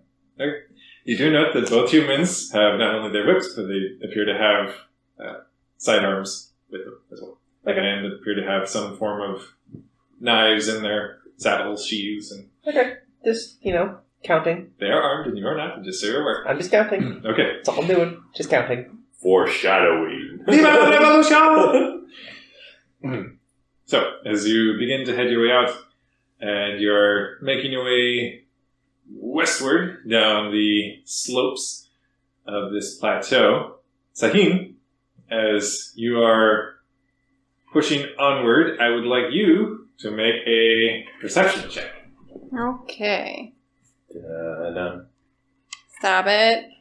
dun-dun. Stop it. Dinosaur. 4. Okay. With a great deal of foresight and forewarning, I should say, you are able to hear a faint, kind of a wet splutch of large footsteps in the near distance, kind of off to the southeast. As you turn back off in that direction, you're able to glimpse a sizable form shifting along through the trees. Another one slightly closer. All same direction? Is it in between us and the plateau? No, they are off to the back and right of you. Okay. I would try and collect the group and say we gotta be quiet. We've got some local fauna. Is that fauna? No, that would be plant. It's fauna. Fauna? It is fauna? Flora's. Okay. The We got some plants. local fauna we gotta be careful of. Okay, says Felika, and she tries to motion for everybody else to remain silent. But I have some stealth skill. If I can okay, try to help the others to stealth. so we'll say you're taking point on this. Okay. And And I have a +1 for sneaking. You are sneaking. Mm-hmm. So I believe how this works is that we'll say you're taking point on this, Mm-hmm. and anybody who is hauling the other Martians we'll call that a net gain of 0, and any sort of aid. And Felika at this point is attempting to aid, but given the conditions is going to be adding only 1 die to your roll. Okay. And with the naturally kind of splashing, sucking, unquiet terrain of the marshlands, I'm going to say that will give an environmental drawback, so -2 dice. And so Felika added 1. Yes. And I have a base of 9. Yes. So you're at 10 minus 2. Would the sneaking of +1 add a bonus? Because that's the specialization. If it falls into that specialization Yes, category. if you're in a particular specialization, you get +1. Okay. So sneaking. I'll say sure, since you're specifically trying to sneak and avoid the Okay. attention of whatever this is. Okay, so then it's -2 Yes. For the environmental for the conditions. environmental conditions. Okay. Still rolling. That is 4 successes. Okay. As you continue to press on quietly, as quietly as possible, trying to slink your way through the muck and haul along these 2 unconscious forms, there is a moment where, as you glance back over your shoulder, you see that the shadowy forms in the distance have stopped moving. You wave frantically to the others and everybody freezes. As you turn back to monitor the figures in the distance, you just catch the faintest brush of movement behind the tree.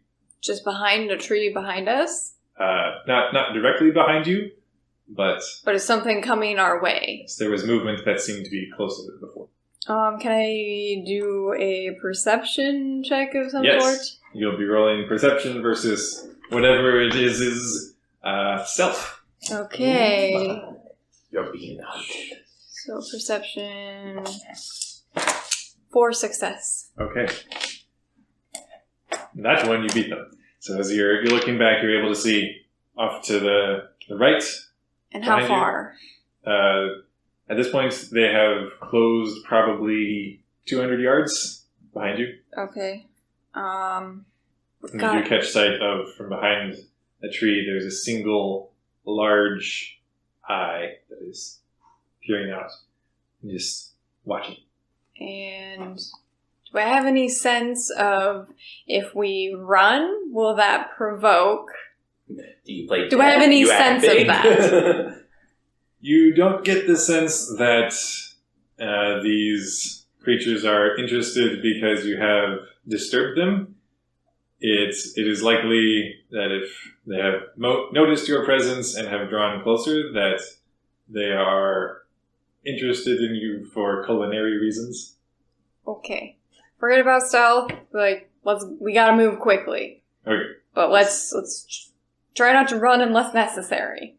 Okay, so you just push onward at your previous pace? Not the stealth pace, but the pace previously Yes. to that. Okay. And maybe even pick it up a bit if possible. Okay. You begin pushing onward. You are at this point getting up to where the ground is starting to incline towards the base of the plateau. So getting up towards like the edge of where the ground is really marshy. And are we getting out of the trees at all? Yes, you're Okay. getting to the point where there won't be tree cover much longer. However, as you are looking back at this point, you are seeing flashes moving off to your right, flashes moving off to your left. And just as you're getting... Run! Okay. Go ahead and... it'll be...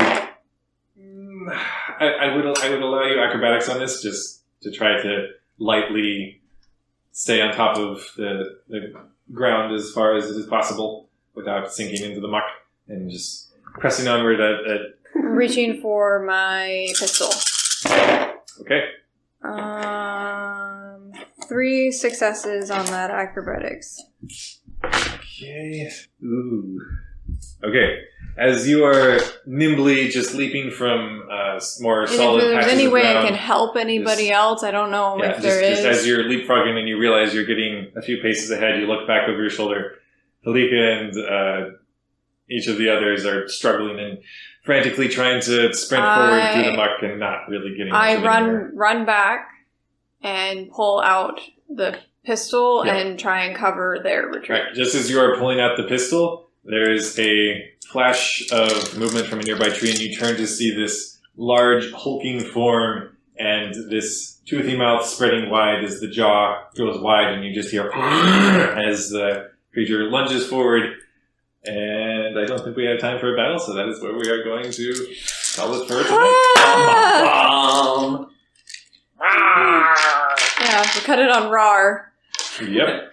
This little treat is excellent, by the way, Ernst. What do they call this? Oh, this one, not entirely. This is a variant, I think, of a German sauerkraut ball, I think. Oh, I see. It tastes marvelous, I must say. Just so tasty. I think the brine here is special, you know? Oh, really? Someday, Master Warren. As you are pressing along down into the marshlands. Actually, as kind of a sting, a post-credit scene will say, Hideyoshi, go ahead and make a perception check. Ooh, all right. I got 5 perceptions. 1. You are just stewing there, just angrily glowering at Mr. Warren's back as he's trotting along in his pachyosaur and looking on ahead. He, however, does look up and leans forward in his saddle. What the blazes? Oh, boy. Okay, we got trouble. And he's reaching down for his weapon. Okay. Yeah. All right.